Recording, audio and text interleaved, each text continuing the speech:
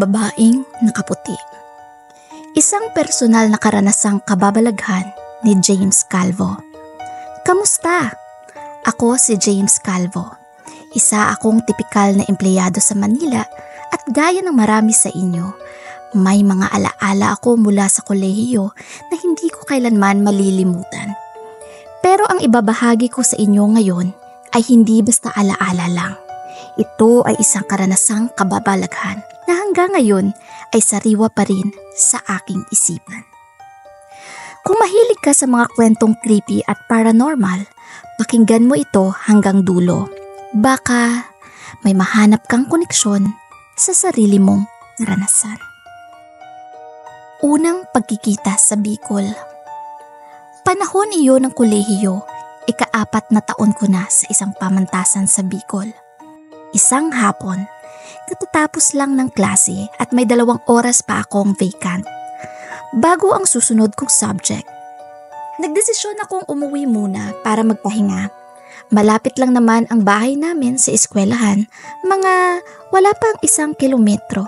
Kaya pwede akong umuwi kung gusto ko, lalo't wala rin naman akong ibang mapagpapalipasan ng oras sa school.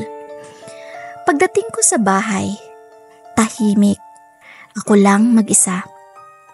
Ang tito ko lang ang kasama ko sa bahay pero kadalasan ay wala siya roon dahil madalas siyang madestino sa ibang lugar dahil sa trabaho.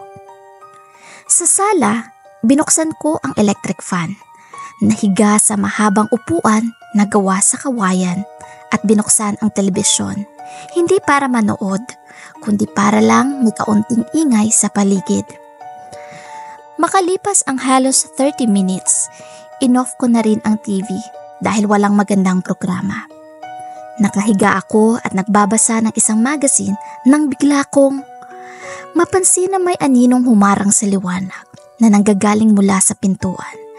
Sa isip ko, baka isa sa mga kaklase ko iyon, madalas din kasi nilang gawing tambayan ang bahay namin. O baka naman ang girlfriend ko, na alam kong walang klase dahil nakapag-text siya sa akin na wala raw ang professor nila. Nang napatingin ako sa screen ng TV, nakatapat mismo ng bukas na pintuan, nasilayan ko ang refleksyon ng isang babae nakatayo mismo sa labas ng pinto. Mahaba ang kanyang buhok, medyo kulot at magulo, tila hindi pa nasusuklay.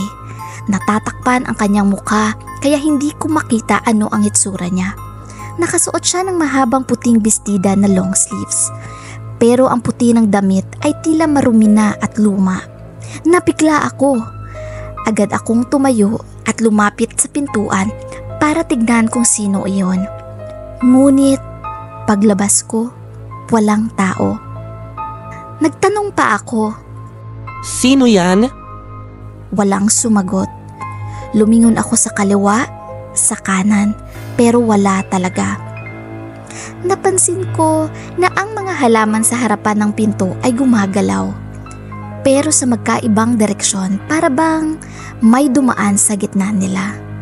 Alam ko na kung hangin lang iyon, iisa lang dapat ang direksyon ng paggalaw. Sa sobrang curious ko, naglibot ako sa paligid ng bahay, sa gilid, sa likod, pero walang kahit anong bakas ng tao. Bumalik ako sa loob at sinuyod ang buong bahay. Tinignan ko ang banyo, kusina, mga kwarto, pati ilalim ng kama. Pero wala talaga, wala kahit sino. Wala akong nakita, wala akong narinig. Sa mga oras na yon, hindi ko pa agad iniisip na ito'y isang kababalaghan. Sinubukan ko pa ring hanapan ng lohikal na rason, pero may parte na ng isipan ko ang nagtataka. Tao ba talaga yun? Hanggang sa naulit ang pangyayari.